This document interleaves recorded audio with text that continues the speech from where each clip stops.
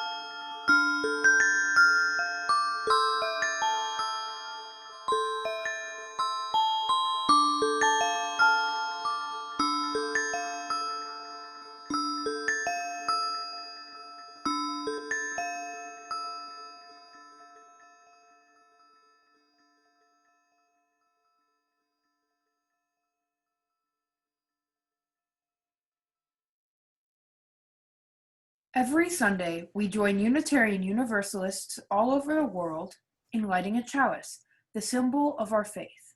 You are now invited to light your chalice or candle at home as we speak these words by George Odell. We need one another. We need one another when we mourn and would be comforted. We need one another when we are in trouble and afraid.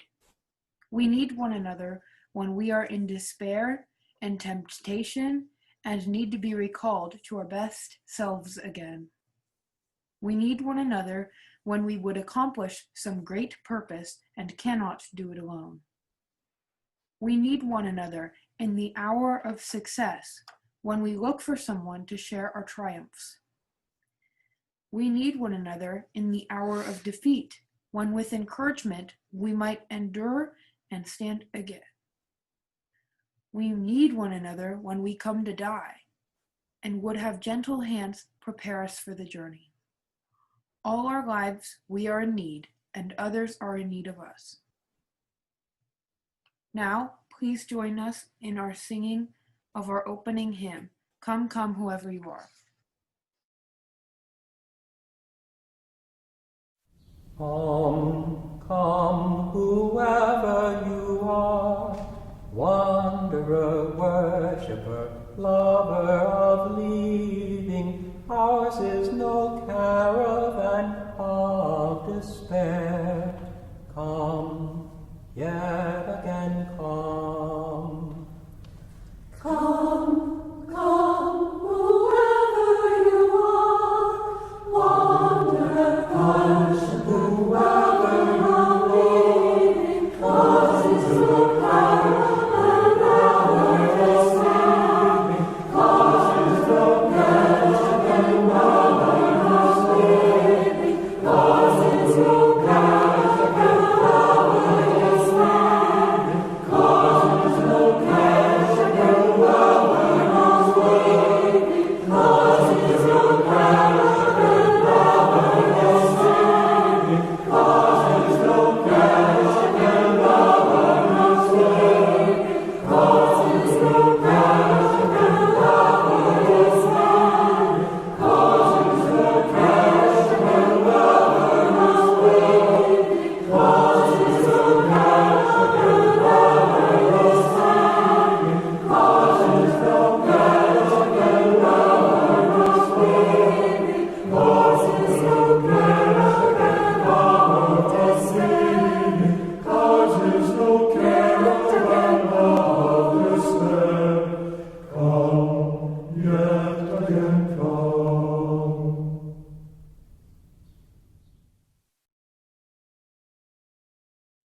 I invite you now into a moment of receptivity and reflection as we share the joys and sorrows of this community.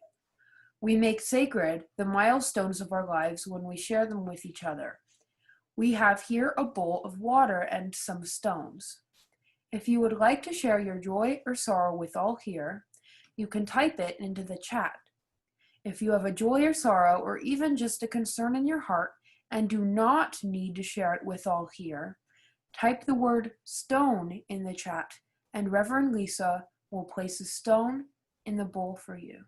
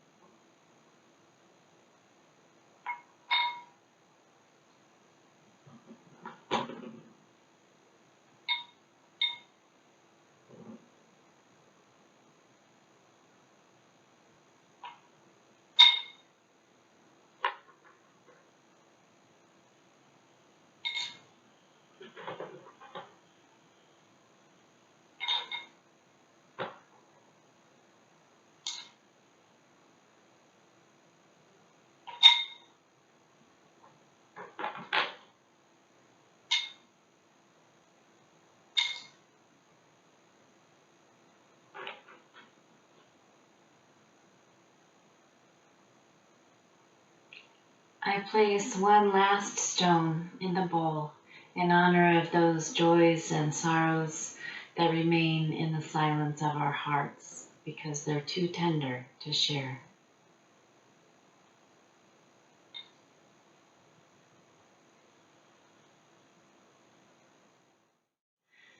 I invite you now into a time of quiet reflection. Get comfortable in your seat or lying on the floor. Remove your hands from your keyboard and flex them before gently placing them in your lap, palms up. Pull your shoulders up to your ears and then drop them. Now receive a breath in and then out. Receive a second breath in and then let it go. Out. A third breath in and then out. Now hear these words. Spirit of life, great immensity of love that birthed the stars and washes through our bodies with every beat of our hearts. Now is the time in late spring when fledglings are leaving their nests, ready to live or die by the strength of their own two wings, their own beak, their own gripping claws. Some drop from the nest and in falling discover flight. Others land on the ground and work their way up slowly to greater heights, unless they get eaten by something bigger. Some birds are on their own the moment they fledge, but others are held in community. The whole flock organizing in circles to protect the young and the sick until they're strong enough to take on the role of adult. This is the way we do it in this place. We hold our young in community. We allow them to test their wings, to make their own mistakes, but we do not let predators swallow them whole. Spirit of life, rise up in our hearts and help us expand our community, our sense of community, until it includes all of the world's young and tender creatures. May we gather together to protect everyone. May we hold young black and brown lives with the same reverence and love that we hold young white ones. May this community permit no more beloved lives to be swallowed whole by racism. May every child live long enough to become a wise elder. May it ever be so. Amen. Blessed be. Now, let us enter together into a time of silence. The music will bring us out.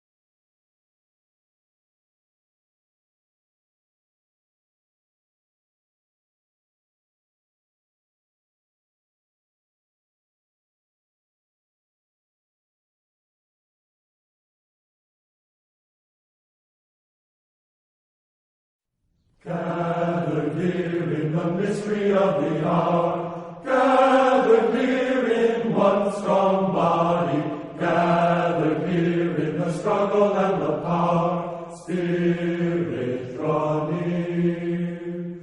Gathered here in the mystery of the hour, gathered here in one strong body, gathered here in the struggle and the power, gathered here in the struggle and the power, gathered here in the struggle and the power, gathered here in the struggle and the power, gathered here in the struggle and the power, gathered here in the struggle and the power,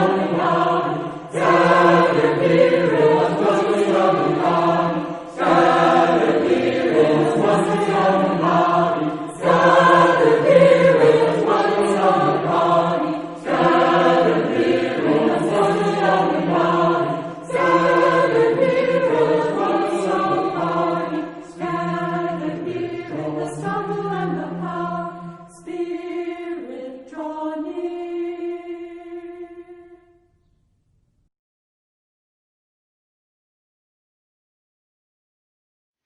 Good morning.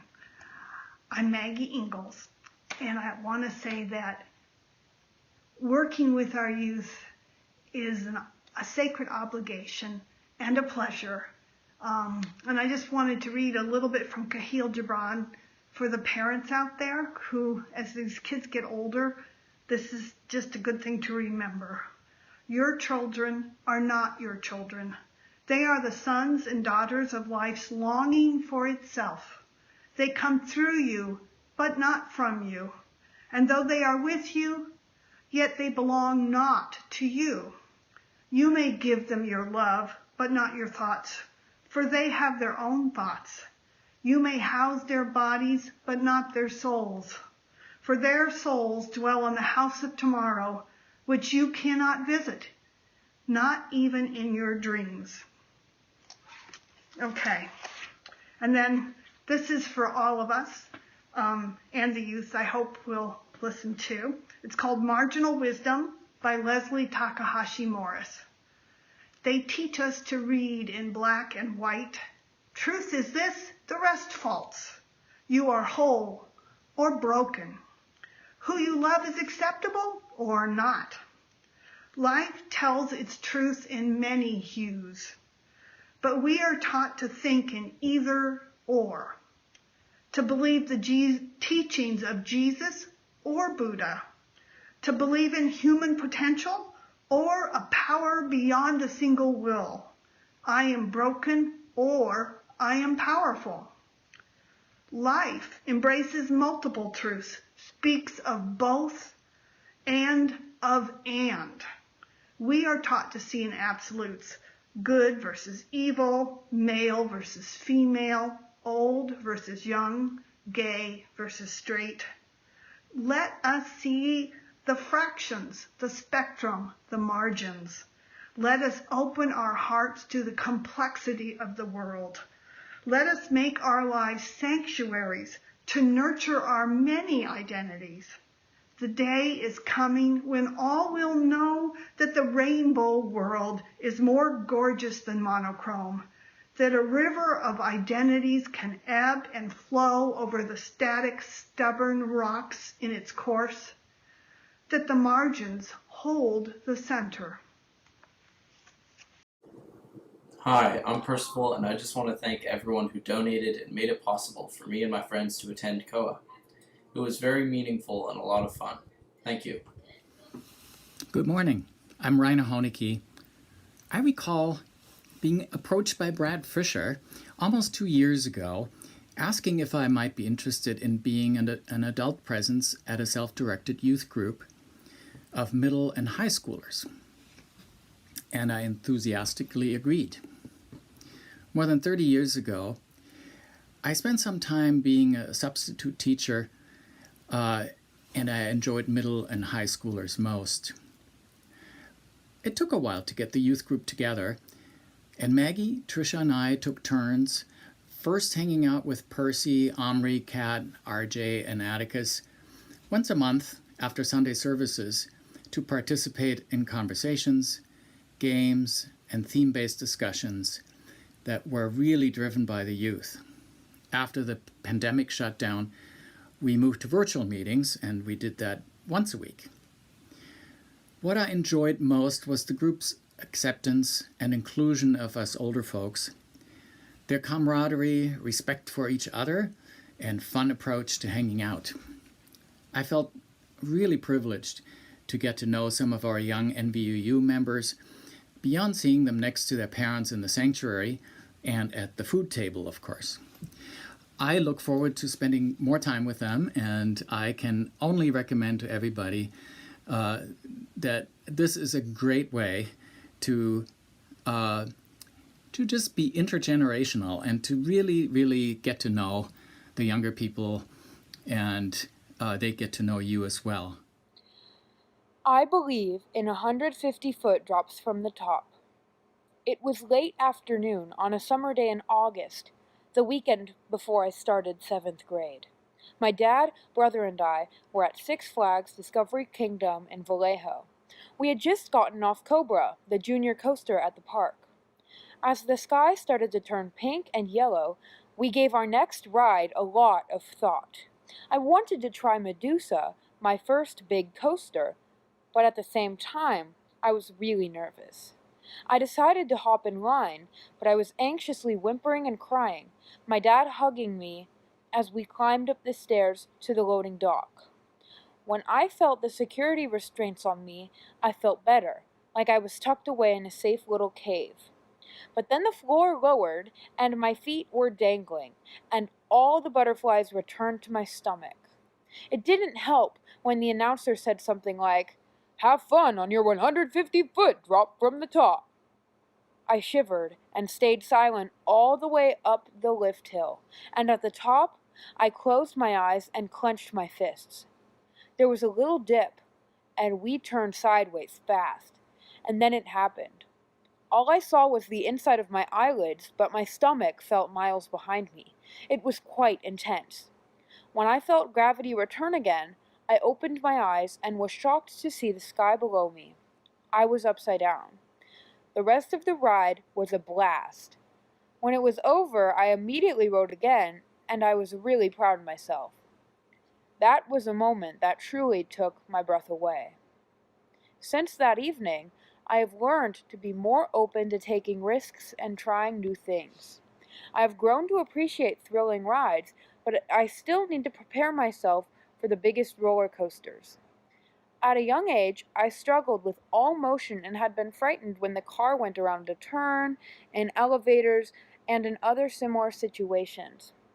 My family started taking me to Six Flags to build tolerance, and, at first, I was only willing to do one ride, slow-moving jeeps on a track.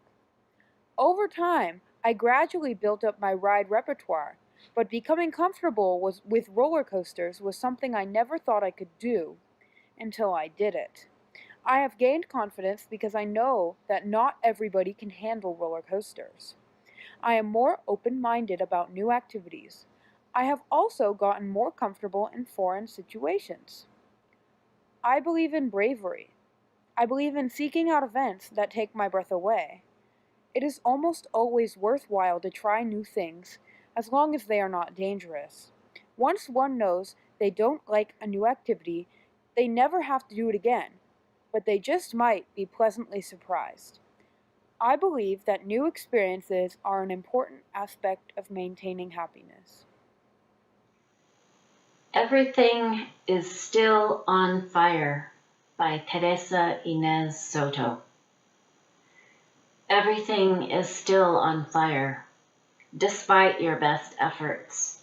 In addition to living, it is clear that fire or not, you must level up in what it means to thrive.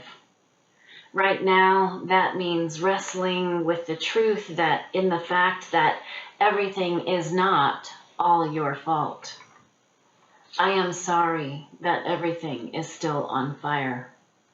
Once hate catches, the winds of not my problem blow, and the blaze is hard to stop. But hard is not impossible. Not yet is different than never. You in community have an answer. You have a response to systems of power and control and to the cost of suffering. You and your community together are the answer. You are not only a people of flame, but also a people of cold, clear truth. You know both where you fall short and where you flourish, and where you still reach. Everything is still on fire, but all is not lost. You remain more nimble than steadfast, more unshakable than swayed by the latest rage. You are here to put out the ravenous flames and heal the world. Enough is enough. I believe humans are inherently neutral. It is what we do, say, and experience that changes that neutrality. I believe good and evil are mainly subjective. We each watch our own movie. It's not up to us how others see the world. I believe good and bad events happen equally and at random. You can't control how things work out, so it's best to keep adapting and to stay hopeful. I believe success is happiness. It looks different for everybody, but you don't need to understand it to be proud of someone's success. I believe everybody is beautiful. The only person you should alter yourself for is you. I believe change is life. If we cannot adapt to its spontaneity, we cannot live. I believe the mind is the most powerful thing we know. It's filled with intricacies words fall short of being able to explain. I believe art is the most base and efficient way of expressing oneself. I believe death is not a bad thing. It makes room for things to grow, and it definitely isn't the end of our experience.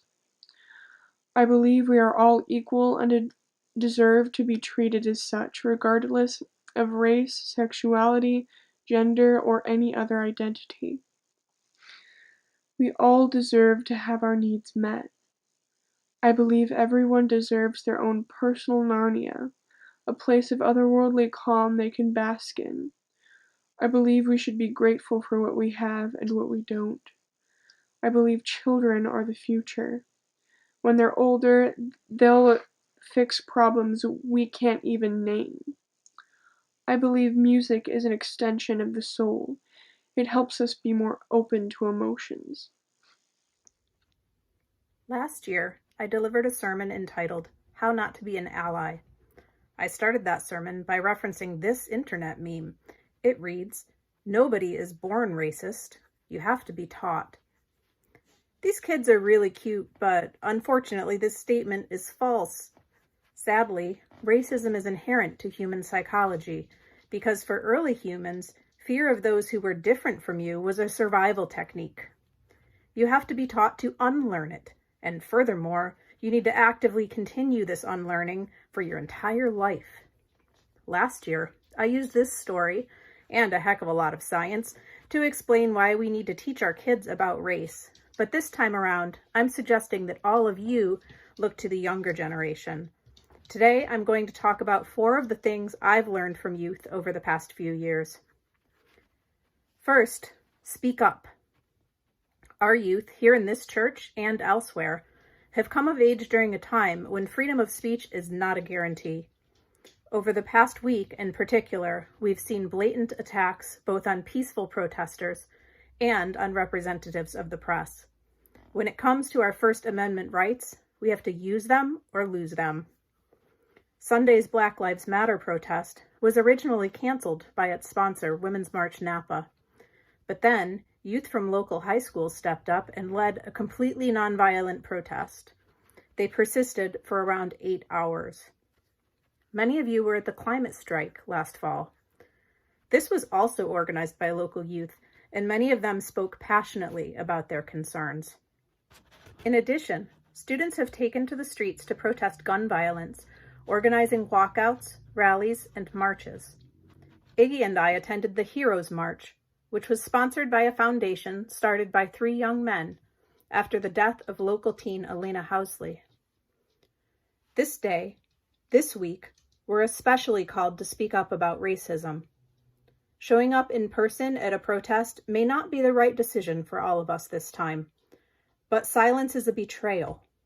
We must speak up in large forums, such as on social media, and we must speak up in one-on-one discussions, which is often infinitely harder. That's the second thing I've learned. Call it out. This week on Twitter, a young man from Napa High posted a photo of himself with a swastika armband, displaying a sequined pillow on which he had written the N-word.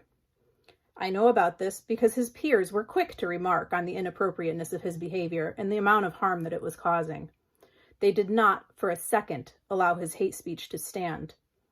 Not all situations are this drastic, but I can surmise that most of us have been privy to racist jokes, generalizations, or criticisms of protests. Think of the reactions to Colin Kaepernick. We have to speak up when we're faced with this stuff. We have to speak up every time. If our youth can do this work, we can do it too. Third, get emotional.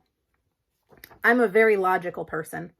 After all, I write computer programs, and they will only work if my logic is impeccable. But unlike computers, humans don't always seem convinced by my logical point of view, no matter how hard I try. I just keep plugging away with here's why you should get a flu shot, but some people will never listen. Our youth know that personal stories are the key to communicating with others and convincing them to accept or bring about change. We have to share our excitement, our sadness, and sometimes even our anger in order to make a connection. We have to make it personal. Here are a few protest signs as examples. 2 black children hold signs reading, "Am I next?"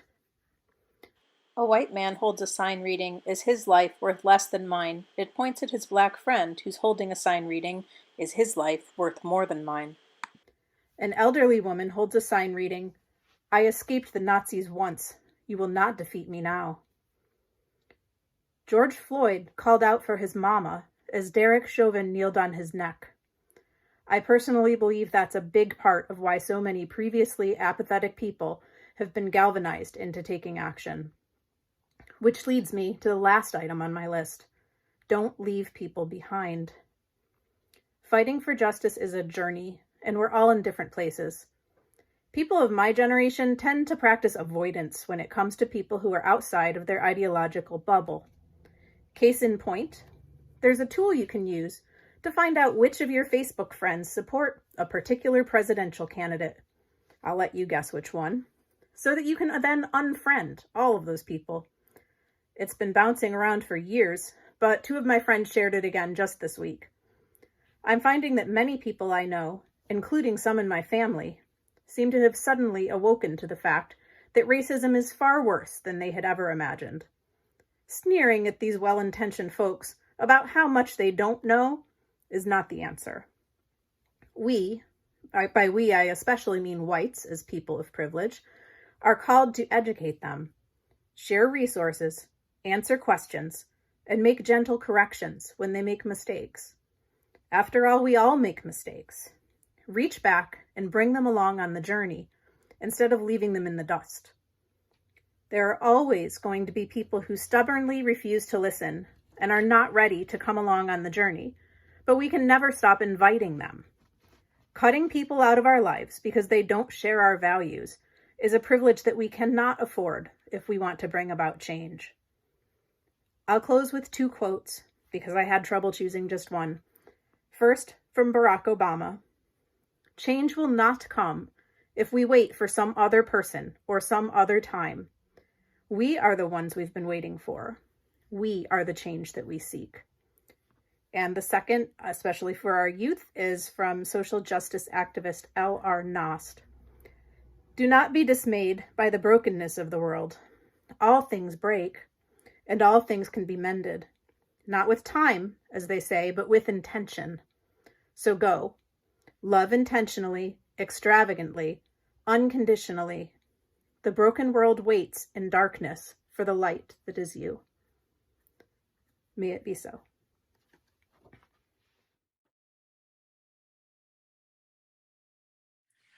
Love is the spirit of this church, and service its law. This is our great covenant, to dwell together in peace, to seek the truth in love, and to help one another. This congregation depends entirely upon the generosity of its members and friends. All that we give in time, talent, and treasure is what sustains this community and makes it not just a sanctuary for us to return to for spiritual nourishment, but an oasis from which we can go out into the world carrying the waters of life. You can donate by going to our website at nvuu.org and clicking on the donate button, or send a check to us at NVUU, 1625 Salvador Avenue, Napa, California, 94558. The offering will now be gratefully received.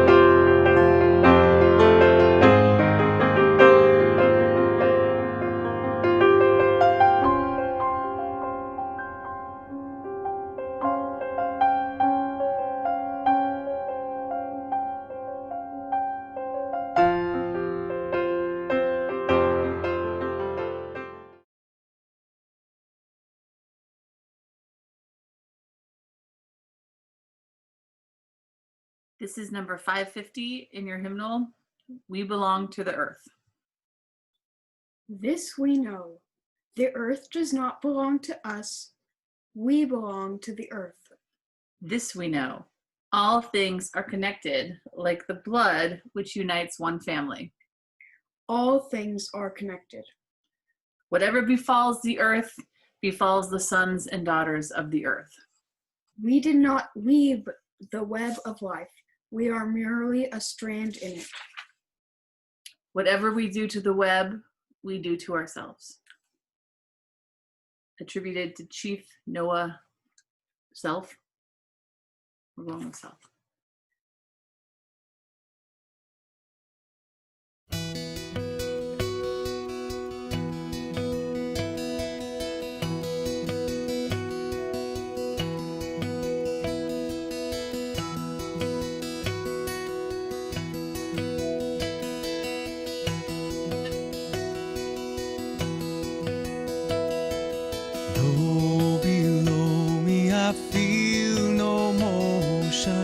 Standing on these mountains and plains, far away from the rolling ocean, still my dry land heart can say, I've been sailing all my life now, never harbor or port have I known.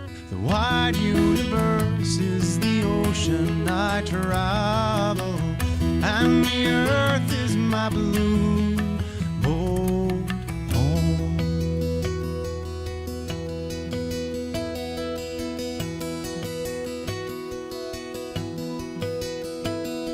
Sun, my sail, and moon, my rudder, as I ply the the starry sea, leaning over the edge in wonder, casting questions into the deep, drifting here with my ship's companions, all we kindred pilgrim souls, making our way by the lights of the heavens in our beautiful blue boat home.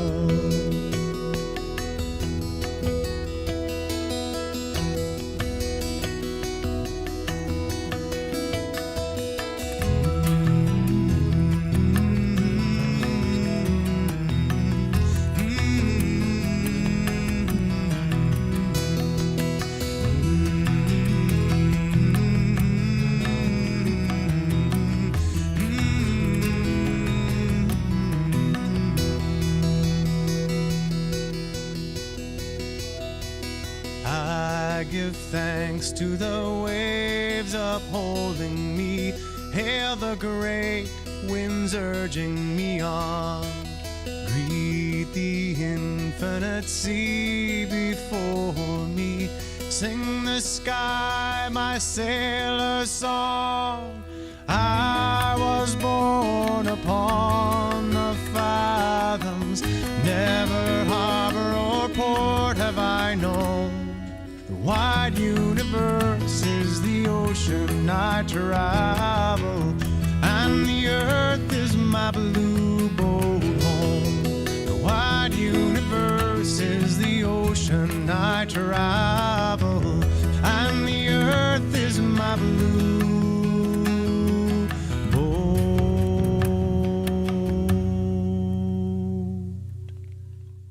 home.